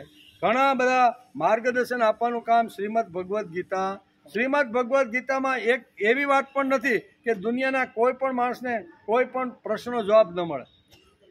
શોધતા આવડવું જોઈએ, ગોતતા આવડવું જોઈએ કે કયા શ્લોકમાં આ બધી વાતો લખી છે. એટલે ઘણીવાર કહે ને અમે જ્યારે સ્વાધ્યાય કેન્દ્રમાં જતા અને ચિંતનિકા કેન્દ્ર હાલતા, કેવા દાદાનું વિડીયો પ્રવચન તો હોય જ એમ, પણ ચિંતનિકા કેન્દ્રમાં એ કલાકનું હોય છે, 30-35 મિનિટ બોલવાનું, બાકી ભાવગીત ને સ્તોત્ર. તો એક જગ્યાએ અમે અહીં જલદર્શન છે ને આપણું સામે કાંઠે, જલદર્શનમાં અમે મળવા માટે ગયા, પછી રાત્રે બેઠક કરી, આમ થયું, પછી ગીતાની થોડીક વાતો કરી ચિંતનિકામાં. એટલે પછી પૂરું થયું ને, પ્રાર્થના કરીને ઊભા થયા બધા, એટલે એ ભાઈ દોડતા દોડતા મારી પાસે આવ્યા. મને કે તમે ગીતામાં બધા પ્રશ્નોનું સોલ્યુશન છે એવું તમે હમણાં ગીતામાં બોલ્યા કે ને? મેં કીધું ચિંતનિકામાં આવ્યું તો ખરું એમ, કે બધી સમસ્યા ગીતાના વિચારોથી માણસ. તો કે હું તમને એક પ્રશ્ન પૂછું. મેં કીધું પૂછવાનું ભાઈ શું છે? એ કે હાલો, હું એકવાર ગામડે એક ગામથી બીજે ગામ જતો હતો ને, તો સાયકલમાં પંચર પડ્યું ને, જૂના કાળની આ બધી વાત હોય, વાહનની અવર જવર ઓછી, કાં તો ગાડા કેળો હોય ને કાં તો પગ કેડી હોય, તો હું તો અટવાણો હોય કે, તો આમાં ગીતા શું કહે છે? આમાં ગીતા કાંઈ માર્ગદર્શન આપે? આપણી જાય વાલ ગોળો ખરાબ થાય, પંચર પડી ગયું હોય અને એટલી માથે શું કરવાનું? ત્યારે કે તસ્મા ઉત્તિષ્ઠ કોણ તે ભાઈ, ગમે તેવી ઊભો થા, પેલા ખંભામાં નાખ, અથવા તું ગમે તેમ કરી અને તું હાયલો જાય. ભગવાન આ કહે છે કે તસ્મા ઉત્તિષ્ઠ કોણ તે યુદ્ધ તો આવવાનું છે. શું કહેવાય, સાયકલમાં પંચર પડ્યું એટલે યુદ્ધ આવીને ઊભું રહ્યું કે નહીં? મુશ્કેલી આવી કે નહીં? અગવડતા આવી કે નહીં? સમયસર આપણે જવું છે ત્યાં પણ પહોંચી શકતા નથી, અને સાયકલના ખભા ઉપર રાખીને અડધો કિલોમીટર આવવું હોય તો પરસેવે રેલવેલ થાય કે નહીં? આ પ્રતિકૂળ પરિસ્થિતિ આવી, તો પ્રતિકૂળ પરિસ્થિતિમાં અહીંયા શ્રીમદ ભગવદ્ ગીતા એને સમજાવે, તસ્મા દુતિષ્ઠ કોંતેય યુદ્ધાય કૃત નિશ્ચય. આવું ભગવાને ગીતામાં કે માણસે રડતા બેસવાનું નથી, મારું શું થાય, હવે આને કોણ ઉપાડશે, હવે હું કોકને બોલાવવા જાય, રડવાનું નથી ભાઈ. જેટલો તારી અંદર શક્તિ છે ને એ પ્રમાણનો ઉપયોગ કર અને મંડ ચાલવા. આ કે એ વાત તમારી હાસી. શું કે ગીતા બધાને માર્ગદર્શન આપે છે, પણ આપણે અંદરના એમાંથી બધું જ પ્રકારનું માર્ગદર્શન મળે છે. શ્રીમદ ભગવદ્ ગીતા આપણને યુદ્ધ કરવા માટે તૈયાર કરે છે. આપણા જીવનમાં જ્યાં સુધી જીવવાના છે ને ત્યાં સુધી યુદ્ધ ચાલુ જ રહેવાનું, યુદ્ધમાં જ રહેવાનું. સંસાર લઈને બેઠા એટલે અનેક પ્રકાર, ખાલી લડવા જવું ને તલવારબાજી ખેલવીને તીર ચલાવવું એટલા પૂરતું યુદ્ધ નથી. યુદ્ધ તો ડગલે ને પગલે, સાંસારિક માણસને યુદ્ધ તો આવવાનું ને એમાં આપણે જીત મેળવવાની છે. એટલે કે ત્યારે આપણા જીવનમાં યુદ્ધ તો ડગલે ને પગલે આવે છે. ભૌતિક જીવનમાં, નૈતિક જીવનમાં, સાંસ્કૃતિક જીવનમાં અને અધ્યાત્મ જે 4 જીવનો આપણે ગઈકાલે શુક્રવારે જોતા હતા કે પ્રત્યેક માનવની અંદર 4 પ્રકારના જીવનો છે. એ 4 પ્રકારના જીવનો જે મળ્યા છે એની અંદર માણસને જીવતા આવડવું જોઈએ. પહેલું જીવન છે ભૌતિક જીવન. મને સંપત્તિ જોઈ, મને ભોગ જોઈ, ગાડી જોઈ, જમીન જોઈ, લાડી જોઈ, ફાર્મ હાઉસ જોઈ, આવું બધું મને જોઈ. એ ભૌતિક જીવન છે. અહીંયા શાસ્ત્ર આપણે એમ કહે છે ભૌતિક જીવન પણ માણસનું ઉત્કૃષ્ટ હોવું જોઈએ, ગમે તેવું નહીં એમ કેવું. અને એના માટે માણસે પુરુષાર્થ કરી લેવો જોઈએ. ત્યાર પછી નૈતિક જીવનની વાત આપણે કરતા હતા કે આ ભૌતિક જીવન મળ્યા પછી એની અંદર નીતિ લાવવાનો પ્રયત્ન કરો, પ્રામાણિક. મારે દૂધની અંદર 1 લીટર દૂધ હોય ને મારે 10 લીટર દૂધ બનાવવાનું હોય તો 5-7 કેમિકલના ટીપા પાડી દે અને પછી વેચવા જાય તો એને નીતિમત્તા કહેવાય? એને નીતિમત્તા કહેવાય નહીં. ભલે હું ઓછું ખાઈશ, સૂકો રોટલો ખાઈશ, મીઠા કે આવી રીતના પાણીમાં બોળીને ખાઈશ, પણ મારે આ અનીતિ કરવી તો નૈતિક જીવન સમજાવે છે. માણસનું નૈતિક જીવન કેવું હોય તો એ જીવન સમજાવવાનો ગીતા આપણે પ્રયત્ન કરે છે. ગમે તેવી અગવડ આવે તો પણ મારે અનીતિ કરવી નથી. ઘણીવાર આવી રીતે ઘણા બધા આવે, ઘણા બધા ઘીની ફેક્ટરીઓ પણ ચલાવતા હોય, પછી પેપરમાં આવે કે આ ભાઈને ત્યાંથી નકલી ઘીની ફેક્ટરી પકડાણી. એવું થયું, અનીતિ થઈ ને. એટલે ગીતા આપણે આ સમજાવે છે કે માણસનું ભૌતિક જીવન સુખી કરવા માટે પુરુષાર્થ કરવાનો, અને પુરુષાર્થ કર્યા પછી જે મળે એમાં સંતોષ રાખીને પોતાનો ભૌતિક વ્યવહાર સમૃદ્ધ બનાવવાનો પ્રયત્ન કરવો. ભૌતિક જીવન પણ સમૃદ્ધ બનવું જોઈએ, પણ એના માટે ગીતા આ કહે છે કે અનપેક્ષ સુશીર્દક્ષ ઉદાસીનો ગતવ્યથ સર્વારંભ પરિત્યાગી યોમદ ભક્ત સમે પ્રિય. આવું જેણે નીતિમત્તા રાખીને નૈતિક જીવન જેણે બનાવવાનો પ્રયત્ન કર્યો છે એ જ મારો માણસ છે. બીજા કોઈ નહીં. બીજા અનીતિથી ઘણું બધું કરતા છે, પૈસા ભેગા કરતા છે, તો એ મારો માણસ નથી. મારો માણસ તો આ નીતિ પ્રમાણે ભલે ઓછો પૈસો મળે અથવા ઓછા ભોગ મળે, બરાબર, મરવાના તો નથી, ખાવાનું તો બધાને મળવાનું છે, પણ અનિતિથી પૈસો મારે કમાવાનો નથી. પેપરમાં રોજ 1-2 પ્રસંગ આવે, કાં તો નકલી ઘીનું આવે, નકલી દૂધનું આવે, હમણાં તો નકલી ભાત એ પ્લાસ્ટિકના ભાતનું હોતે આવે કે નહીં? નકલી ભાત, વિચાર કરો જ તમે, ભાત પણ નકલી બનવા માંડ્યા. હવે આ બધું કોણ, શા માટે? તો કે વધારે મારે અનિતિ કરીને સમાજમાંથી મારે વધારે પૈસો મેળવવાનો છે. તેથી અહીં કહે છે કે 4 જીવનો ખૂબ જ મહત્વના છે. એને જે સંભાળવાનો જે પ્રયત્ન કરે છે ને, એ યો મદ ભક્ત સમે પ્રિય. આનાથી કોઈ ભક્ત મને વધારે પ્રિય, આ જ ભક્ત મને પ્રિય છે, એવું ભગવાન પોતે અહીંયા 12મા અધ્યાયની અંદર આપણે જ્યારે આવશે ત્યારે આ બધી વાતો આવવાની છે. કહેવાનો કે માણસે ભૌતિક જીવન, નૈતિક જીવન, સાંસ્કૃતિક જીવન, આપણે અત્યારે જ્યાં બેઠા ને એને સાંસ્કૃતિક જીવન કહેવાય. એક કરતાં વધારે લોકો ભેગા મળે અને સત્સંગ કરે, સ્વાધ્યાય કરે, ચિંતન કરે, મનન કરે, બરાબર, એ જે આખું ગ્રુપ છે ને એને સાંસ્કૃતિક, એને યજ્ઞીય ભાવથી બધા બેસે. કોઈ બોલીને પાકું કરે, કોઈ સાંભળીને કરે, પણ બધાનો અહીંયા સાંસ્કૃતિક અહીંયા આ ઉત્કર્ષ થાય. અને ચોથી વાત છે આધ્યાત્મિક જીવન. આધ્યાત્મિક જીવન એટલે એમાં માણસે એકલા જ રહેવાનું હોય, એમાં સમૂહ નહીં. ભક્તિ કરવાની હોય ને તો એકલા બેસવું પડે. ત્યાં ઘોંઘાટ પણ ન જોઈએ, વાતાવરણ પણ સારું જોઈએ. મન આપણું જે મૂર્તિની અંદર સામે બેઠા છીએ એ મૂર્તિ આપણા મનમાં બરોબર એકદમ ચીટકી જ આવી જોઈએ. આને કહેવાય આધ્યાત્મિક. આધ્યાત્મિક, સાંસ્કૃતિક, નૈતિક અને ભૌતિક, આ 4 જીવનો સમજાવવાનો ગીતાએ જબરજસ્ત પ્રયત્ન કર્યો છે. અહીંયા પણ આ જ વાત કરે છે અને કહે છે કે શ્રીમદ ભગવદ્ ગીતા પ્રથમ અધ્યાયમાં કર્મ અને કર્મફળનું પરીક્ષણ અર્જુન કરીને ભગવાનની સામે આ 2 વાતો મૂકે છે. આગલા શ્લોકમાં બધી આવી હતી. યુદ્ધ થતાં પહેલાં આવું થઈ ચૂક્યું છે એ કહેવાવાળો માત્ર એક ગ્રંથ છે અને એ ગ્રંથનું નામ છે શ્રીમદ ભગવદ્ ગીતા. શ્રીમદ ભગવદ્ ગીતા લડીએ અને લડ્યા પછી કેવા સમાજની અંદર પ્રોબ્લેમ ઊભા થાય છે ને એ અગાઉ કહેવાવાળો, આપણી ભાષામાં કેવું હોય તો ભવિષ્ય. એમ શું થાય?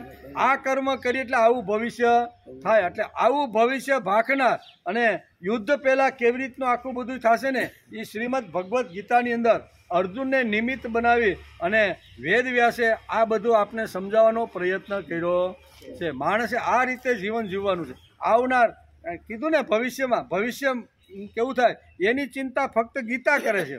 બીજા તો તમારું સાંસારિક જીવન હોય ત્યાં સુધી સારું રહે એના માટે ઘણા લોકો પ્રયત્ન કરતા હોય, બાકીના 3 જીવન માટે તો કોઈ કરતું નથી. ગીતા 4 જીવન ઉપર પ્રકાશ પાડવાનો પ્રયત્ન કરે. શ્રીમદ ભગવદ્ ગીતા શું કરે? મારું અહીંયા ભૌતિક જીવન હોય, મારું નૈતિક જીવન હોય, સાંસ્કૃતિક જીવન હોય કે આધ્યાત્મિક જીવન, 4 જીવનો હું આ જગતમાં ભગવાને લઈને મને મન બુદ્ધિ આપીને મોકલો છે ને એ 4 જીવનો ઉપર પ્રકાશ પાડવાનો માણસે પ્રયત્ન કરવો.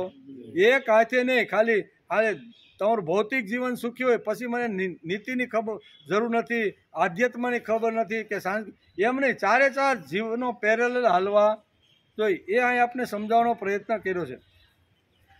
યુદ્ધથી તેનો ઊંડાણપૂર્વક વિચાર શ્રીમદ ભગવદ્ ગીતાએ કર્યો છે. અર્જુન પરીક્ષણ કરી અને આવનાર પેઢી, લડૂતો આવે જે પેઢી બચી ગઈ છે અથવા જે રહી ગઈ છે એ કેવી રીતનું થશે એનું ભવિષ્ય અહીંયા અર્જુન ભગવાનની સામે રજૂ કરે છે. ગીતા યુદ્ધની પ્રેરણા આપે છે. તો આજે આપણે શું નુકસાન?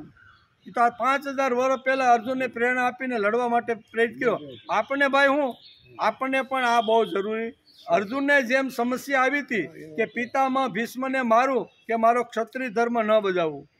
ક્ષત્રિય ધર્મ ન બજાવવાનો હોય તો ક્યાં જવાનું હતું? હિમાલયમાં. અને ક્ષત્રિય ધર્મ બજાવવાનો આવે તો એને અહીંયા આના માથા કોના કાપવાના હતા? ભીષ્મના, દ્રોણના, કર્ણ, બધાને માથા જ કાપવાના હતા ને, બધાને મારવાના જ હતા. તો આ સમસ્યા આજે પણ આપણે ઘર લઈને સંસાર લઈને બેઠા છીએ તો સંસારમાં આવે કે નહીં? તાજો પરણેલા યુવાનને આ સમસ્યા આવે. મા તરફ બોલે તો વહુ ક્યાં માવડિયો થઈ ગયો છે અને વહુ તરફ જો આવી રીતનું બોલે તો હાઉસ એ એમ જ કહે છે આ વહુ ગેલો થઈ ગયો. કેવો થઈ ગયો? વહુ શું સમજવાનું હાલવા? એને તો બે ને માને પણ સાચવવાની છે અને આવેલ જે સ્ત્રી છે એ બધુંનું છોડીને મારી સાથે જે ભળી ગઈ છે અથવા સમર્પણ મને થઈ ગઈ એને પણ મારે સાંભળવાનું છે. પણ આ ક્યારે શક્ય બને? આનો ઉકેલ ક્યારે આવે? તો આખા ઘરમાં 24 કલાકમાં માણસ 15-20 મિનિટ આખું જેટલું ફેમિલી હોય ને, ખાઈ પીને બેસો કે ખાધા પીલા, પણ સાંજે ભગવાનની પાસે આખા ફેમિલીને બેસાડવાનું. પ્રાર્થના આપણે જે કરતા હોય એ કરવાની. અને શ્રીમદ ભગવતના 2-3 શ્લોકનું વાંચન કરીને પછી 15-20 મિનિટ માણસે છૂટું પડવું જોઈએ. આ જો ઘરમાં થતું હોય તો મોટા ભાગના જે કંકાસો કુટુંબની અંદર છે ને, સાસુ વહુનો કજિયો હોય કે બાપ દીકરાનો કજિયો હોય, દેરાણી જેઠાણીનો કજિયો હોય, બરાબર, કે આ બધા કજિયા જો માંથી બહાર નીકળવાનું હોય તો એના માટે એક જ શાસ્ત્ર છે, અને એ શાસ્ત્ર છે શ્રીમદ ભગવદ્ ગીતા. ભગવદ્ ગીતાની અંદર બધા જ પ્રકારના આદર્શ કુટુંબ કેવો હોય, આદર્શ પરિવાર કેવો હોય, આદર્શ દાંપત્ય જીવન કેવો હોય, આ બધું આદર્શ ઘર કોને કહેવાય, ઘરની અંદર કઈ કઈ આવી આ બધી જ વાતો શ્રીમદ ભગવદ્ ગીતા આપને સમજાવે છે. પણ રેગ્યુલર બેસીને સાંભળી તો, નહીતર આવી વાત આવવાની હોય ને આપણે 2 દિન રજા પાડી ગઈ તો એ વાત તો વહી ગઈ હોય. પાછી ઘણીવાર આવું થાય, કટકે કટકે સાંભળીને તો ઘણીવાર આપણે આમાંથી ને પ્રશ્ન થાય. આમાં એક ભાઈ પ્રશ્ન કરતા રહ્યા વચ્ચે બહુ, એટલે મેં કીધું કે હું તો અઠવાડિયામાં 1 વાર કાં 15 દિવસ અહીં વડલે હેઠે આવું છું. મેં કીધું તો તમે પ્રશ્ન કરો છો, તમે જે પ્રશ્ન કર્યો ને 2 દિવસ પહેલાંનો જે વિચાર આવ્યો ને એમાં અમારે થઈ ગયેલો છે, બરાબર. એ ભાઈને સ્પષ્ટ આપણે કીધું તમે જે પ્રશ્ન પૂછ્યો એનો જવાબ તો 2 દિવસ તમે તો નહોતા આવ્યા. ન હોય ને વહી ગયું હોય ને એને ખબર ન હોય એની પ્રશ્ન કાઢે તો શું થાય? એટલે સંપૂર્ણ માણસ જૂના કાળમાં છે ને, વિદ્યાર્થી જ્યારે તપોવનમાં જાય ને ત્યારે 7-8 વર્ષનો હોય ને, પરબારો 2-3 દિવસ તપોવનમાં રહે ને એટલે ગુરુને પ્રશ્ન પૂછવા લાગે, નવા પ્રશ્ન, અધ્યાત્મના હોય, ભક્તિના હોય.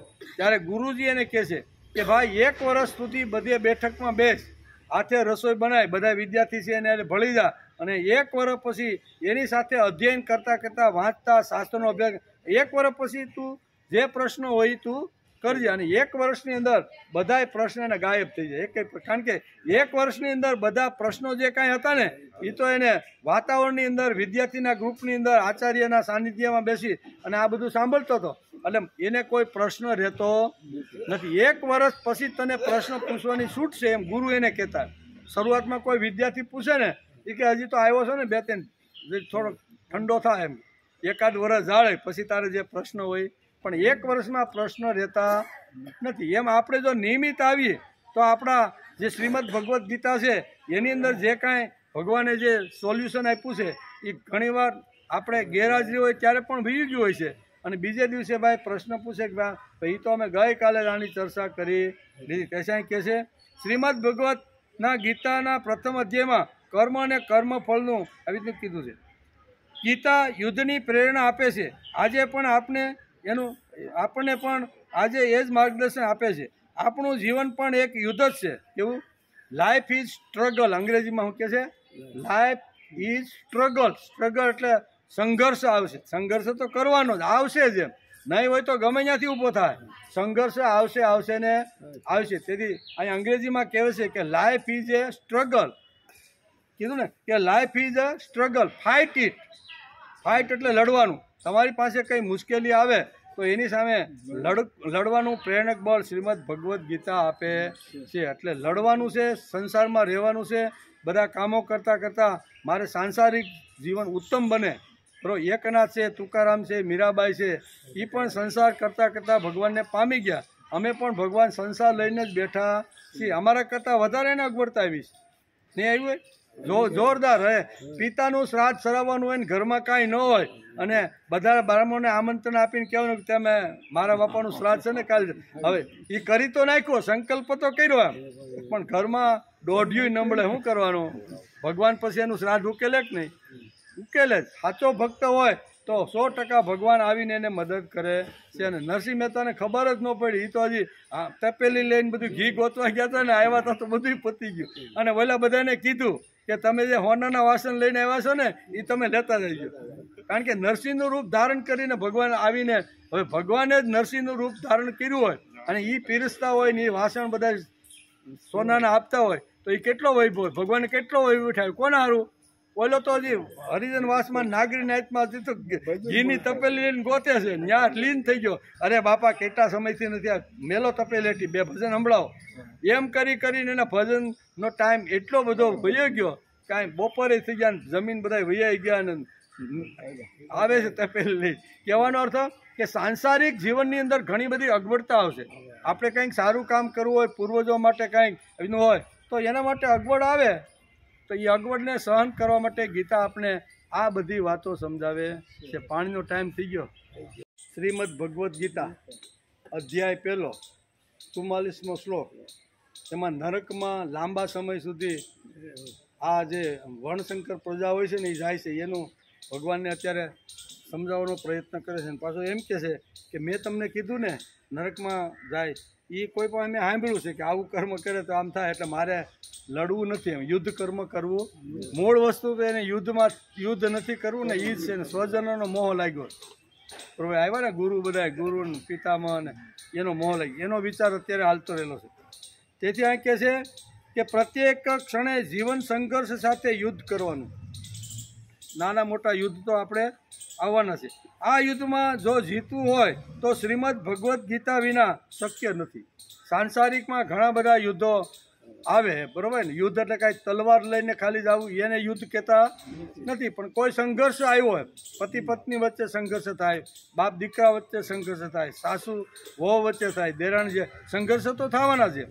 પણ એ સંઘર્ષ તો આવવાના, સંસાર લઈને બેઠા એટલે આવવાના. તો એમાંથી બહાર નીકળવું હોય તો એમાં શ્રીમદ ભગવદ્ ગીતા આપણે આ બધું માર્ગદર્શન આગળ બધું આપવાના છે કે આમાંથી બહાર નીકળવા માટે કઈ કઈ વાતો હોવી. તો એ બધું છે, એનો આપણે અભ્યાસ કરીએ છીએ. તેથી ભગવાનનું કામ કરવાનું.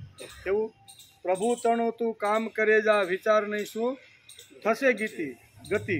ગીતામાં પ્રભુ વચનબદ્ધ છે, નમે ભક્ત પ્રણસતી. મારા ભક્તોનો હું કોઈ દિવસ નાશ થવા દેતો નથી. એની આબરૂ જાતી હોય ને તો ભલે મારે વાણંદ બનવું પડે. કાશીની વાત કરી ને, કાશીમાં આ સેનાના એ વાણંદ જ હતો. કેવો?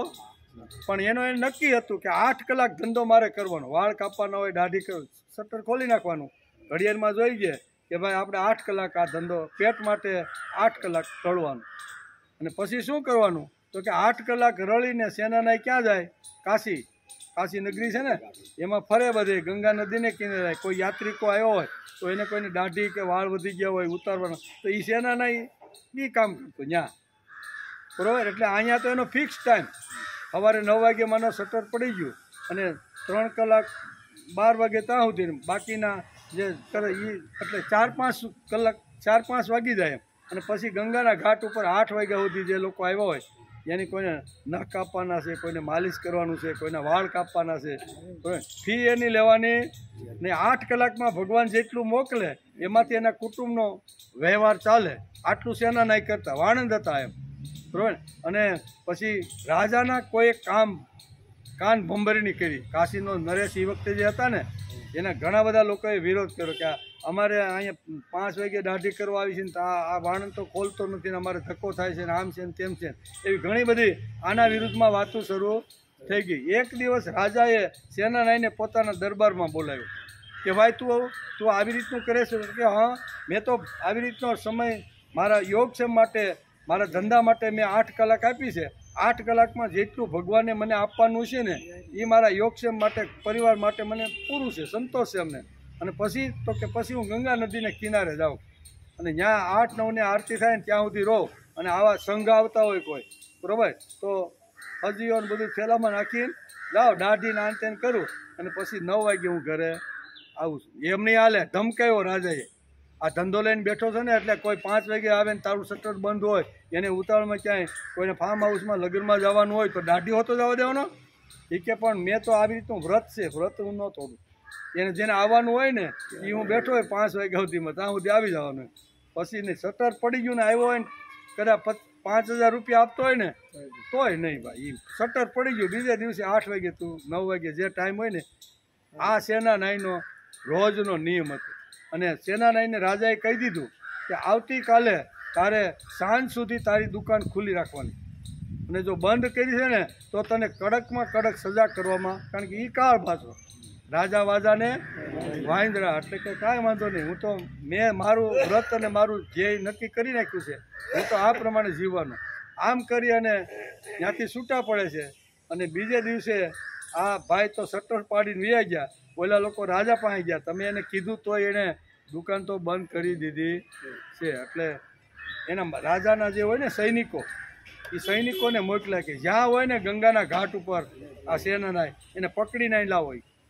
અને ઓલા તો ભાઈ બરોબર ખાધેલા પીધેલા સામાન્ય રીતે આવા તૈયાર થયા નહીં નહીં. એ કહેવાય મારે તો હું 9 વાગ્યા પહેલાં તો અહીંથી ગંગાનો ઘાટ છોડતો નથી. એ કે પણ રાજા બોલાવે છે. એ કે રાજાને તમે કહી દો. એ કે નહીં, રાજાએ તમને કીધું ગમે ત્યાં ગમે એ સ્થિતિમાં હોય ને તો તમારે એને પકડીને લાવવાનો. અને આ પકડે ને કોઈ મારે ને દંડા મારીને એને રાજાના દરબારમાં હાજર કર્યો. રાજાના દરબારમાં હાજર કર્યો. રાજા કે મારે અત્યારે મારી દાઢી કરી એમ કરી નાખી, કાંઈ વાંધો નહીં. આવતીકાલે તારે આખો દિવસ દુકાન ખુલ્લી રાખવાની છે.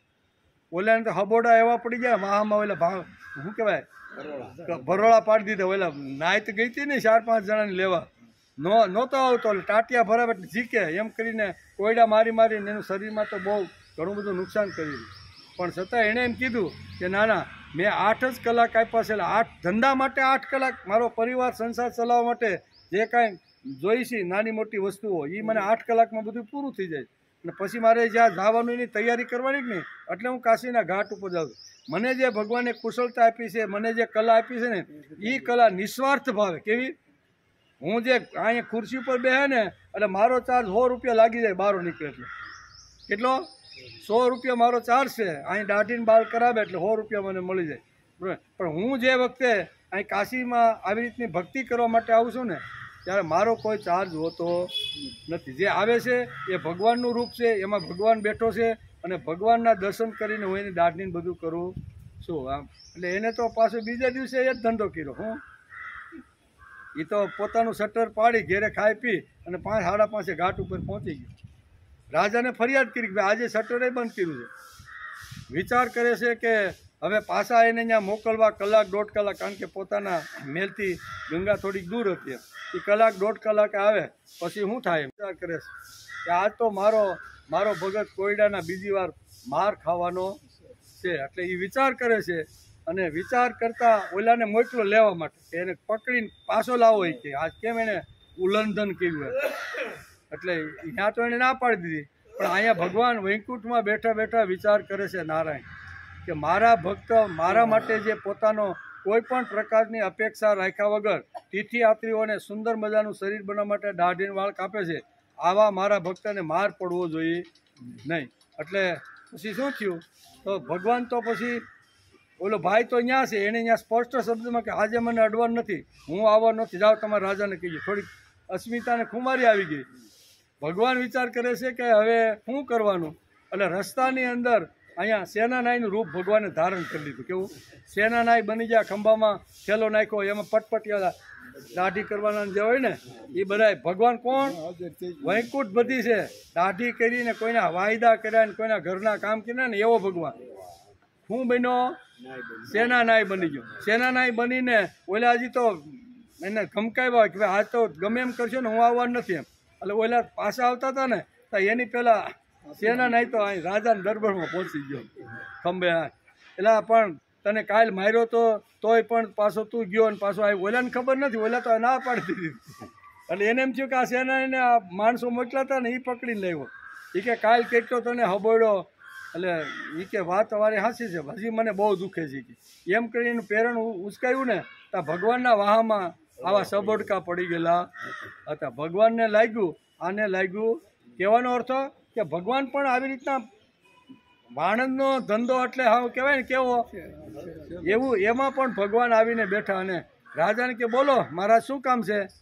આ સેનાના પગે હોતી લાગ્યો ને રાજાને, બરાબર ને. એ કે ના, દાઢી કરવાની છે, મારા ઘણા બધા પ્રધાનો છે, એનું પણ કામ છે, આમ છે તેમ છે. એ બધાની દાઢી વાઢી કમ્પ્લીટ કરી અને ભગવાને જોયું કે આ 9નો ટાઈમ થયો છે ને ઘેરે જવા આગળ આ બધો ગોટાળો ઊભો થાય. એટલે બધું કામ પતાવી, બધાની દાઢીઓ કરી, વાળ કાપ્યા, બધું જ ભગવાને કરી લીધું. અને પછી ત્યાંથી બહાર નીકળીને અદૃશ્ય થઈને પાછા વૈકુંઠમાં જતા રહ્યા. આ ભાઈ આવ્યો, બરાબર 9 વાગે એનું બધું કામ કરી. અને બીજા દિવસે જ્યારે શટર એણે ખોલ્યું ને ત્યારે રાજા ખુદ ગયો એની પાસે. એ કે ભાઈ તે કાલ કામ સારું કર્યું કે મેં કીધું તું મારી આજ્ઞાનું તે પાલન. બોલો સેનાનાય કે હું આવ્યો જ નથી તો આજ્ઞા મારી કેવી રીતે હોય કે હું કે રાજા કે તે ગઈકાલે આગલે દિવસે હબોટા પડી ગયા હતા ને એટલે તું સીધો તો થઈ ગયો એમ. આવીને મારી દાઢી તે બરોબર 5 વાગે કરી નાખી બધું. એ કે સેનાનાય કે મેં તો આવું કાંઈ કર્યું નથી. અને ધ્યાન ધર્યું કે ભાઈ મારું કામ કોણે કર્યું? તો વૈકુંઠમાં બેઠેલા ભગવાન યાદ આવે છે. એ કે ભગવાન મારું કામ કરીને, કહેવાનો અર્થ કે કે અહીં બહુ સરસ રીતે સમજાવવાનો પ્રયત્ન કરે. શ્રીમદ ભગવદ્ ગીતા આજ આપને સમજાવે છે કે યો મદ ભક્ત સમે પ્રિય. આનાથી કોઈ વિશેષ મોટો ભક્ત મને પ્રિય. કેવો ભક્ત?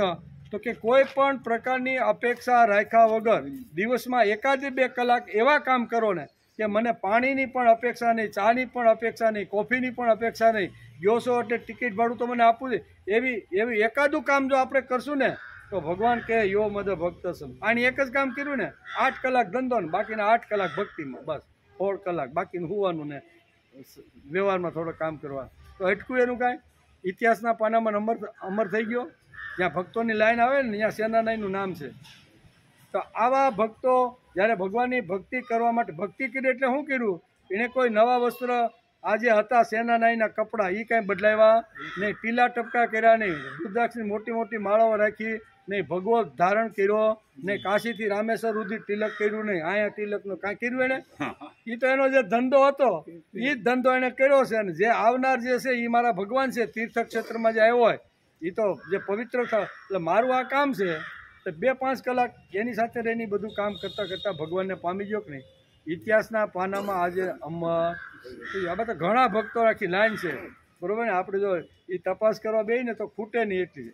પણ આપણે શ્રીમદ ભગવદ્ ગીતાનો અભ્યાસ અત્યારે કરી 44ના શ્લોકની અંદર ભગવાનને અર્જુને સ્પષ્ટ કહી દીધું કે મેં એવું સાંભળ્યું છે કે યુદ્ધ થાય એટલે ઘણા આવી રીતના યોદ્ધાઓ અહીંયા મૃત્યુને શરણે જાય છે.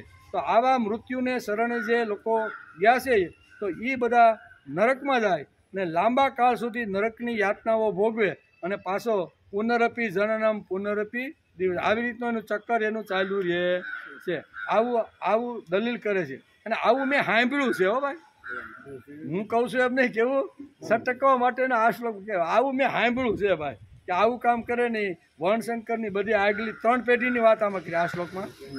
જે છે તે બરાબર, અને જે ગઈ છે તે, અને હવે આવનાર છે એ 3 પેઢી, 3 જે આવી રીતના છે ને એ બધા આવી રીતના નરકની અંદર લાંબા સમય સુધી, શબ્દ હું વાપરો વ્યાસે, લાંબા સમય સુધી, ટૂંકો નહીં, લાંબા સમય સુધી યાતનાઓ બધી ભોગવે અને પછી ફરીથી આવી રીતની ચક્કર શરૂ થઈ જાય. પુનરપી જનનમ પુનરપી, જન્મે છે મરે છે, જન્મે છે મરે છે, એવું આખું ચક્કર ચાલુ થઈ જાય. એટલે આ બધી વાતો બહુ સરસ આ શ્લોકમાં કહે છે. એટલે કે સાંસારિક જીવનમાં સમજી વિચારીને યુદ્ધ નહીં કરીએ તો યુદ્ધ તો થવાનું જ છે, લડવાનું જ છે. ડગલે ને પગલે અગવડતા તો આવશે જ, પણ એમાંથી હારવાનું નથી. માણસે પોતાની ભક્તિ ચાલુ રાખવી જોઈએ. યુદ્ધમાં લડવાની ટેકનિક શ્રીમદ ભગવદ્ ગીતા આપને સમજાવે છે. અને તે બીજા અધ્યાયથી શરૂઆત કરી દીધી. જે શું કહેવાય, ધૃતરાષ્ટ્રે જે પ્રશ્ન પૂછ્યો કે ધર્મક્ષેત્રે કુરુક્ષેત્રે સમવેતા યુયુત્સ મામકા પાંડવા ચેવ કિમ કુરુત સંજય. હે સંજય, તું 10 દિવસ યુદ્ધના મેદાનમાંથી હસ્તિનાપુર આવ્યો છે તો અહીંયા શું કહેવાય એની ગાદી ઉપર બેઠા બેઠા અહીંયા રાજા ધીરાજ ધૃતરાષ્ટ્ર અહીંયા આવી રીતનો પ્રશ્ન કરે. ત્યાંથી શરૂઆત થઈ અને સંજયે બધું આખું જે કાંઈ 10 દિવસનું યુદ્ધ જે માન્યું હતું એ બધી વાતો કહેવાની એની શરૂઆત કરી. આ વિષય અત્યારે આપણો હાલે છે. આપણી પસંદગી ખૂબ જ મહત્ત્વની છે. સમજો કે મહાભારતનું યુદ્ધ થવાનું હતું અને દુર્યોધન અને અર્જુન, કારણ કે યુદ્ધ થવા થઈ ગયું કે હવે યુદ્ધ થવાનું અને થવાનું, અને તેથી યુદ્ધ થવાનું હોય તો બંને પક્ષમાંથી યોદ્ધાઓ કોઈ રાજાઓને ગોતવા માટે બંને પક્ષના લોકો નીકળી પડ્યા કે આપણે સૈન્યમાં વધારેમાં વધારે આવે. એમ દુર્યોધન પણ ગયો અને અર્જુન પણ આ બધા રાજાઓને એકઠા કે ભાઈ અમારા પક્ષમાં આમ કરી અને 7 અક્ષરની અર્જુનને મળ્યું અને 11 અક્ષરની કોને. એ પહેલાં ઘટના બને છે. વ્યાસ લખે છે. વ્યાસ કહે છે શાંતિથી શાંતાકારમ ભુજગ, દ્વારકાની અંદર ભગવાન પોતાના મહેલમાં શાંતિથી સૂતા. દુર્યોધન વિચાર કરે છે કે મારે દ્વારકા નગરીના અધિપતિ છે એની પાસેથી યુદ્ધ કરવું છે, એટલે મારે કાંઈક એની શક્તિની જરૂર તો છે જ, તેથી મારે એની પાસે ભગવાન પાસે માગવા તો જવું જ પડે. એટલે દુર્યોધન આવ્યો, ભગવાન શાંતિથી ઘસઘસાટ ઊંઘતા હતા અને પાછળ માથું રાખ્યું હતું ને એની બાજુમાં ટેબલ રાખીને પાછળ બેસી ગયો. ક્યાં? થોડોક સમય થયો તો અર્જુન આવ્યો તો કે ભગવાન તો ઊંઘે છે અને મારી પહેલાં તો આ દુર્યોધન અહીં આવી ગયો છે, માથા પાસે બેઠો છે, કાંઈ વાંધો નહીં, હું પગ પાસે જઈને બેસું. એટલે પગ પાસે બેસી અને બે યુદ્ધની અંદર માગણી કરવા માટે આવ્યા. કેવા? કે અમારા પક્ષમાં રહીને તમારી સેના હોય તો સેના, ને તમે હોય તો એ બે આ હેતુ લઈને અત્યારે માગવા માટે દ્વારકામાં આવ્યા. ભગવાન થોડાક સમય પછી એની ઊંઘ ઉડી અને સીધી અર્જુન ઉપર એની દ્રષ્ટિ કે આવા અર્જુન, શું કેમ છો બધાય, કાંઈ કામકાજ હતું? તા તો ઓલો વાંહેથી ઊભો થયો, એ કે હું આવ્યો છું ને એના પહેલાં હું આવી ગયો છું એમ. ભગવાન કે મારી દ્રષ્ટિ તો અર્જુન ઉપર પડી, એટલે મેં અર્જુનને કીધું ભાઈ માગી લે તારે જે કાંઈ જોઈએ. તું તો પાછો વાંહેલે માથે બેઠો હતો, એટલે એ બે પાછી થોડીક આમ તેમ થઈ. ભગવાન વિચાર કરે છે કે ઉંમરમાં અર્જુન નાનો છે દુર્યોધન કરતાં, એટલે અહીં દુર્યોધનને સમજાવે છે કે ભાઈ તું મોટો માણસ છો, ભલે તું પહેલો આવ્યો પણ મારા માથા પાસે બેઠો હતો એટલે મેં તને જોયો નહીં, એટલે મેં તો અર્જુનને કહી દીધું બોલ તારે શું કામ છે માગવું. એટલે અર્જુન તો એટલા જ માટે આવ્યો હતો કે મારે ભગવાન જોઈએ છે, બરોબર ને. અને ઓયલો ઊંચા નીચો થાય, જો ભગવાન પહેલાં અર્જુનને માગવાની જો વાત કરશે અને અર્જુન આવી રીતની અહીંયા નારાયણી સેના આખી દ્વારકાની બધી માગી લે ને તો મારું કામ વેડફાઈ જાય, બરોબર ને.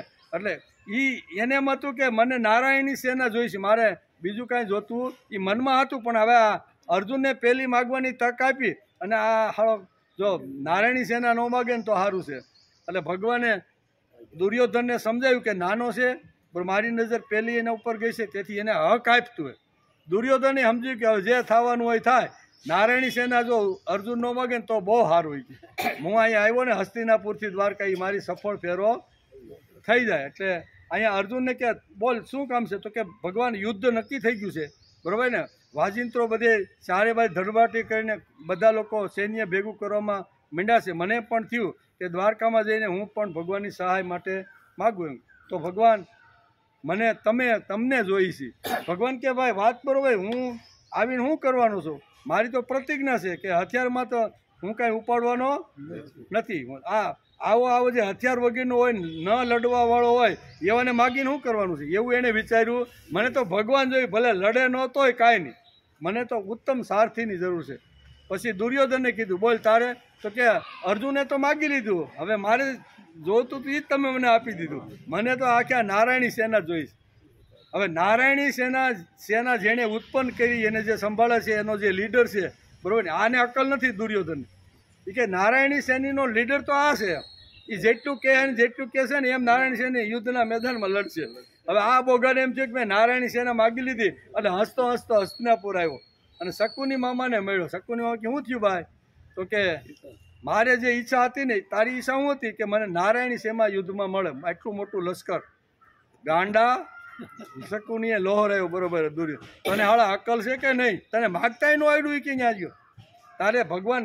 એ કે હવે તો એ તો વહેંચણી થઈ ગઈ છે, હવે કાંઈ હાલે નહીં. એટલે કે આ શકુની બહુ હોશિયાર હતો, સમજ્યા.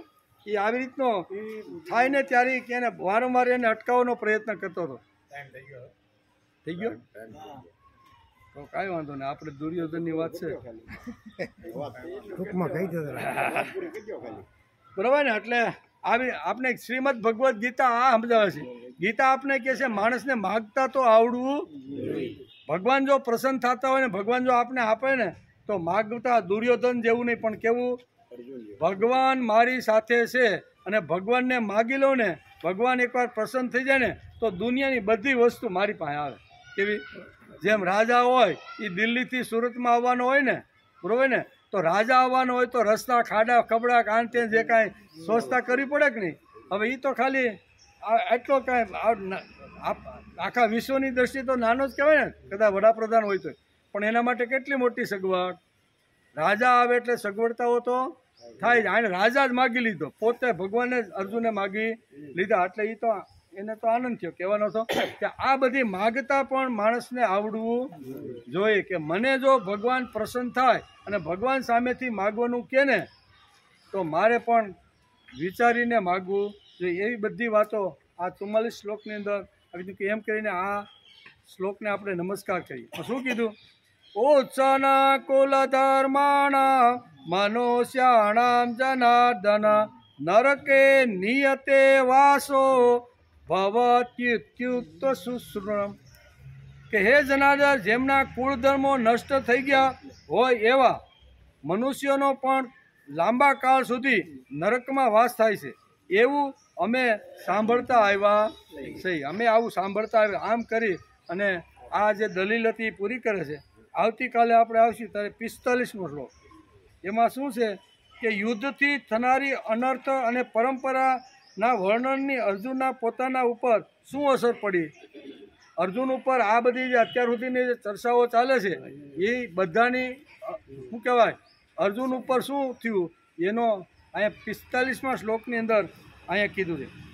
અહો બત મહત પાપમ કર્તુમ વ્યવસિતાવયમ યદ્રાજ્ય સુખલોભેન અંતુ સ્વજન માધુ.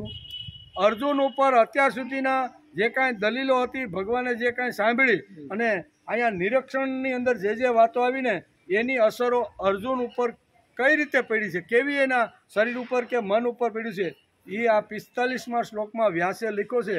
અને અર્જુન ભગવાનને સંયમ કહેવાનો છે કે આટલી અસર મારા ઉપર પડી છે. એમ કરીને આ શ્લોકને આજે આપણે નમસ્કાર. 45મા શ્લોકને આવતીકાલે